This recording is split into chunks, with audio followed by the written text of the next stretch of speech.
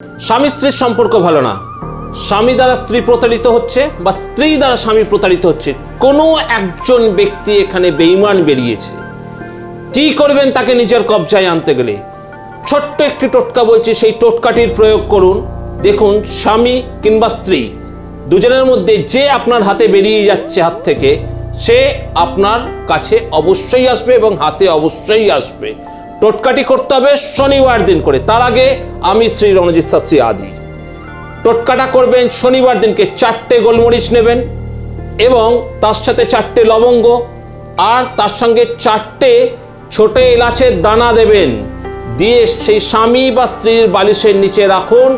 সেটা শনিবার দিনকে সেই বালিশের নিচ থেকে বের করে বেটে নিয়ে চা বা গরম দুধের সাথে স্বামী বা স্ত্রীকে খাওয়ান। দেখুন, এতে আপনার স্ত্রী কিংবা স্বামী উভয়ের মধ্যে সম্পর্ক ভালো হবে।